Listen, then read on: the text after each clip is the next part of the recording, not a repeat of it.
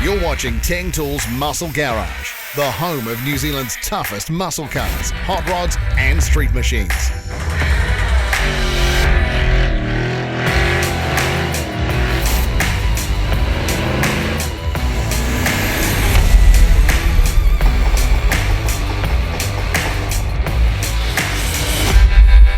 Muscle Garage is proudly brought to you by Teng Tools in association with Mount Shop, Maguire's and Lyall. Coming up in this episode, Rebel Yell. The Roundup is back for a rowdy second year in Pukekohe.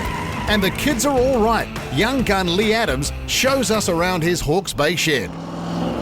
First up though, thanks to Lyall, please meet Lyall and Lucy Stewart's Lola. Sure, she might have a cute name, but this 32 coupe is all hot rod. Everything that you can see has an absolute purpose.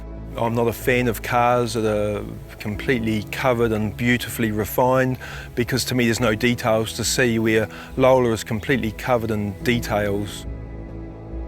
Exposed blower and all that, it's just full-on hot rod. It's got a very aggressive roof chop, 4-inch roof chop, which is more than normal for a 32.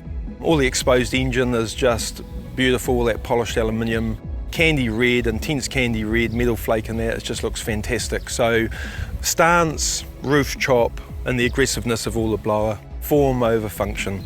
Has to work, but it's got to look good. I've always had an interest in cars and hot rodding. As life went on, hot rods never sort of ever featured.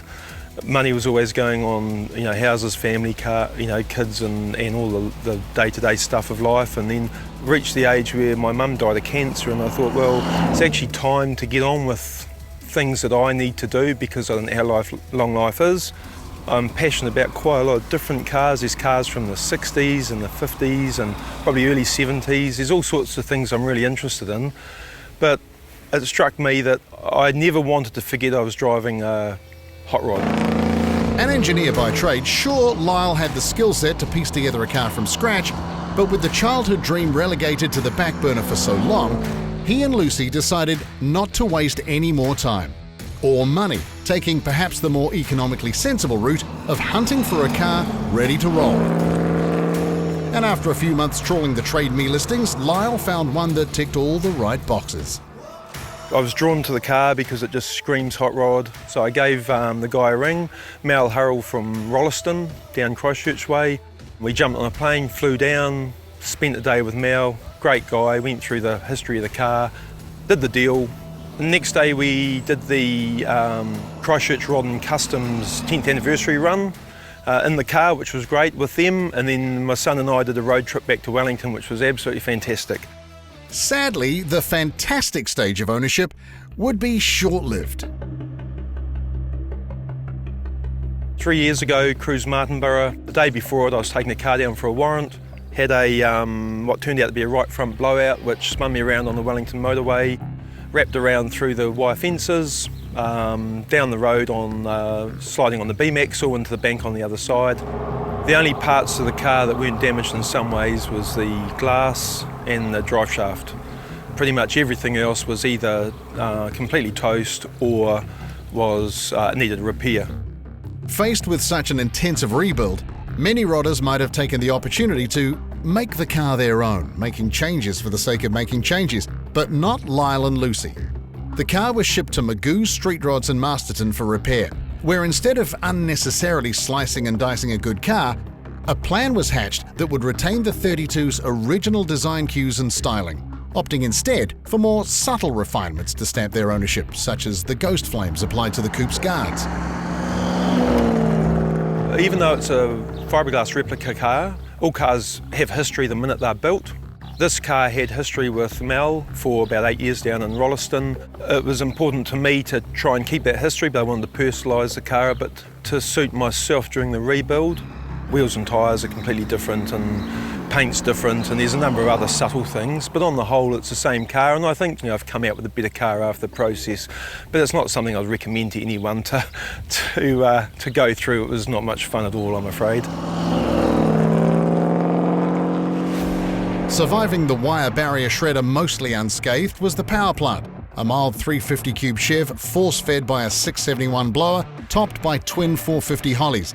The same couldn't be said for the Trans, and its replacement would provide its fair share of headaches too, before the TCI Street Fighter Turbo 400 was finally rebuilt locally by Chuck Mann. The 9-inch diff also got the treatment, copping a new 3.0 to 1 head, Eaton True Track, and custom 31 spline axles. What would replace the trashed torque thrusts was the subject of much debate, eventually Lyall opting for a set of American racing hopsters. A drilled Superbell dropped axle leads the charge up front, while out back, 48 Chev-style taillights were integrated. Pretty major stuff. However, this setback hasn't deterred the Stewarts one bit. The coupe has clocked up some 8,000 miles since the rebuild. She drives beautifully. There's no rattles, no shakes, no bangs.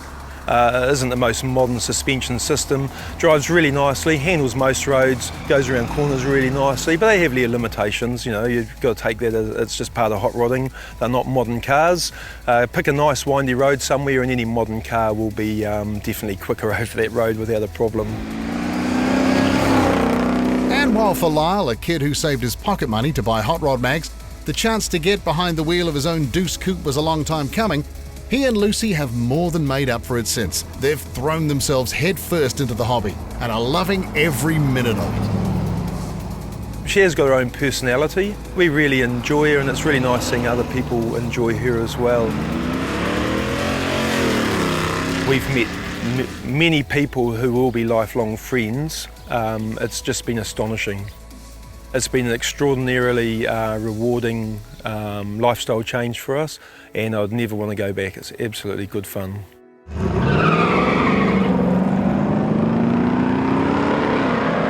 Right, shed raid time. Thanks to our mates at Mount Shop, this week we're in Hawke's Bay, checking out the collection of Mr. Lee Adams.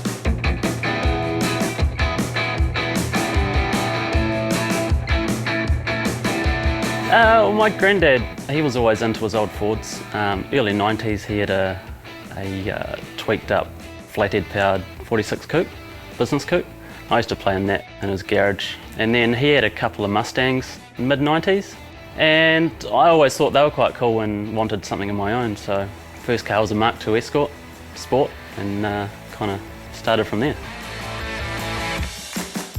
Yep, I love my Fords. So I guess that's what my granddad had and I've just kind of kept going with that, so. And if you're of the old car persuasion, then surely the best place to keep these things is in a suitably old shed.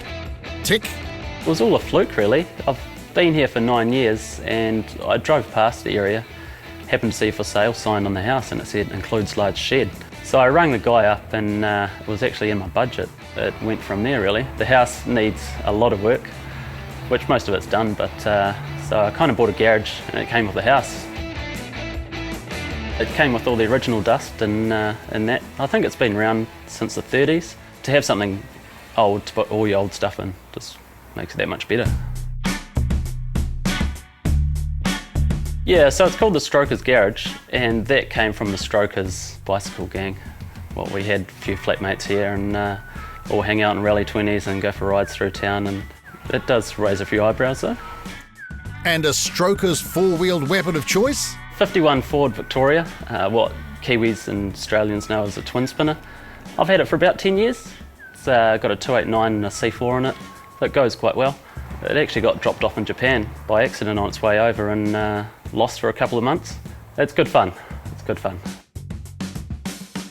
I really like the grille. The front end on them kind of say custom straight away, even though they're factory, and early 50s was what I wanted really. And continuing the blue oval theme. Yeah, it's a 59 Ford ranch wagon. I've had that for 5 years. We actually got it in Texas and trucked it to LA and drove around there for 3 weeks. Did 3,000 miles over there in it and then put it in a container and bring it back to New Zealand. It's all original, 2-door, Y-block powered. Rebuilt that a couple of years ago and it goes really well. A bit impractical being a 2-door and being so long, but kind of makes it cooler. What's very obviously apparent when visiting this Hawke's Bay shed is that Lee is a young man who has surrounded himself with a bunch of collectible stuff. much of it from an era he's never known personally. At the time, they probably took it for granted, the fact that all these car manufacturers each year made something different, and quite a bit different. The fact that it's 40 years older than you, it's pretty cool. Set your sights on one of the icons, say a 32 coupe, and you'll find yourself in six-figure territory real fast. But this younger crowd might just have a big advantage. The net can be cast a bit wider. What may have been a mere commuter vehicle in its day gets a whole lot cooler decades on. And that can only help the hobby's transition into a new wave of hot rodders. Certainly a lot of the lesser popular cars, they're coming into trend. Yeah, more and more of them will find that they see a car, it takes them by surprise, they love it, and it really gives them a spark to try and find something more or something older. Opens their eyes a bit to what they can have. You learn so much from just tinkering with them or just playing in the garage, really. I like to think it's with me for life. There's always new stuff popping up, and that you always find different tangents to go on with old cars or just the old things in general. So I like to think it's with you for life. It makes it that much sweeter.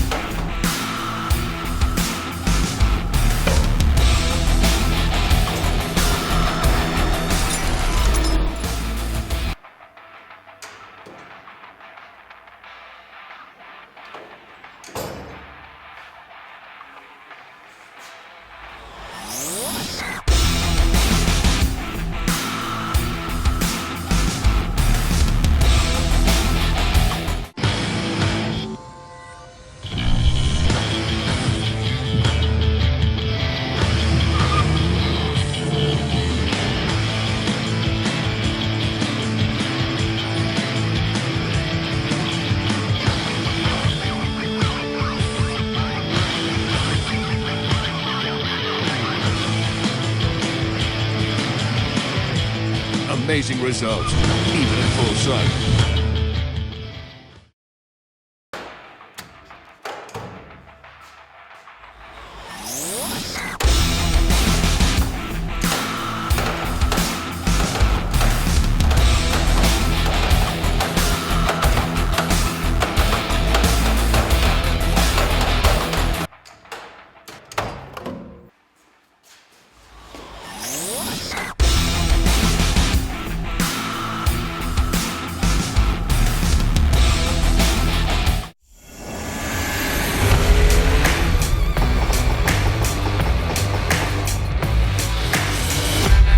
You're back with Teng Tools Muscle Garage, proudly brought to you by Teng Tools, in association with Mount Shop, Maguire's and Need a Car. Okay, thanks to Maguire's, we're off to check out the 2019 Rebel Roundup.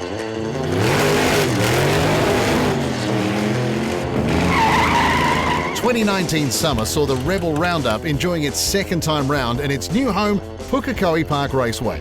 The shift from Rotorua has sure proved a good move for this event. Yep, it stays true to its old school hot rod roots, but it seems there's a heck of a lot more of them around these parts, the owners eager for an excuse to dust them off for the day.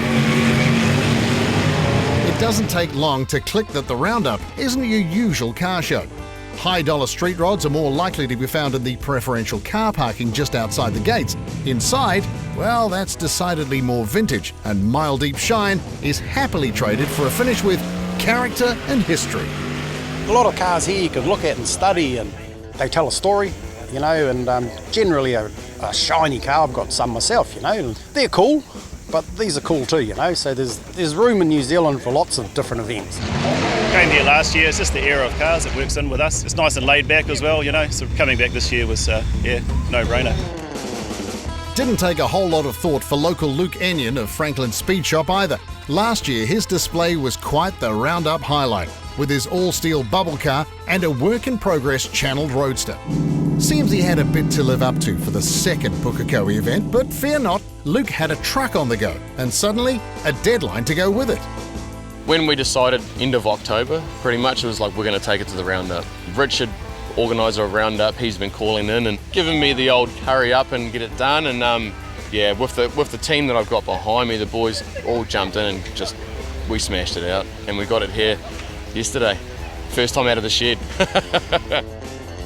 We wanted to show a hot rod because we're doing really well with more the mid-50s stuff, but my heart lies in hot rods. So we wanted to push this one across the line and go, we can do this as well. So what are the usual characteristics of any good shop truck? Obviously not that. Even though I said I was never going to do a show car again, it just kind of evolved pretty much with the purchase of the hubcaps, and it went from there. Yeah, so it's a 29 Model A pickup. Changed the whole chassis pretty much. We've done a bob bleed to the front, Z'd the back about 10 inches, New Zealand quick change in the back of it, rebuilt a Cadillac motor. It's running a 365 with 390 heads that come from Hayden Mitchell. So that should be a real good motor when we finally get around to starting it, but yeah, hopefully next week. The little Ford Model A is built in the style of a 60s period show truck. And looking at it, you might be wondering why there's not a lot more finished to this era. I think it's just that show style, you know, with the colours and the paints and all that, and they were really going out of their way to do stuff differently at that point, I think. Yeah, I don't know, once you get it in your system, you can't lose it, you know. It's yeah, I'm gonna keep building these things, they're so cool. A show within a show is the classic cover Primer Nationals, where you'll find rows of the more traditionally styled hot rods and customs. And they sure were coming out of the woodwork for this one. Some not often cited since events like the Blowout, which went by the wayside some years back. And having a show at a racetrack? Well, they weren't about to let that sit idle either. Exhibition passes were the name of the game here, fun over all-out fury. Although a few might have missed that memo. Out to put on a show with the vintage gasser class, Dave Middlemist. The car, it's a 1954 Chevy. It was a 4-door car I converted to 2-door. It's set up as a gasser with a Chevy pickup, straight axle in the front of it. It's got a 496 cubic inch big block Chev, turbo 400 9-inch diff. Yeah, built in a true gasser style with a raised front. Started out way back when with guys trying to go fast in their cars, and they couldn't really get traction to the ground, but they realised that the front ends were lifting up, so guys came up with the idea of raising the front. So basically a gasser is something with a straight axle in the front of it. They'd be straight or drop, so the front of the car sits higher, radius rear guards, so you've got big tyres on the back for traction and that sort of thing. So they sit up higher and they run on normal gasoline, so gasoline or alcohol, so no nitromethane or anything like that. Just nice basic stuff that anybody can get into and build and run, really. I always wanted a gasser, sort of growing up around drag strips and reading my brother's magazines with the gassers in the States and stuff like that. I was like, yep, I want one of these. With our vintage gas class here, we're not sort of era specific as some people are, but you got to have a few things that are the same. But no, there's no electronic boxes or anything like that. It's just, yeah, good raw fun, basically, basic stuff, nothing too expensive. That's a lot of fun, really. You can't necessarily see what's right in front of you, but as long as you can see the Christmas tree, that's the main thing, get the start. Neal Surtees is a man with a thing for Ford's Model A, the extent of which we discovered when he showed us round his Bay of Plenty sheds a couple of seasons back. And while you'd think they'd start looking all the same after a while, with a creative mind like Neal's and skills to back it up, that's something that couldn't be further from reality. While yes, his latest does make use of a few Model A components, this one's really outside the box. It's also very, very cool. Well, I kind of got the buzz on wanting to build like a board track racer. I went to the Napier swap meet May last year, I think it was, and I found an engine. It was an air-cooled de Havilland Gypsy Major, which is an engine out of a Tiger Moth, and they date back to about the 20s, it's kind of around there somewhere. So I brought the engine, and as soon as I got home I was into it. Sort of board track racer, riveted together. They didn't have welders back in the day, and I wanted it to look like a sort of like a Bugatti kind of styled kind of thing. So I've kind of used like a Model A front end, Model A wheels, a reversed Model A chassis, reshaped, a J2 Bedford truck gearbox, because it's sort of big and hangs down low in the car, and I got hold of an early home-built quick change out of like an early sprint car, and then sort of grafted that into a banjo diff. I just wanted it to look like a time warp, basically, so that people that don't know a lot about cars would look at it and they're not sure. That was sort of where I was heading, if you know what I mean. Yeah, I kind of like to build things where there's only one of them, kind of thing, and at the moment there's only one of those, so I think I might have pulled that one off.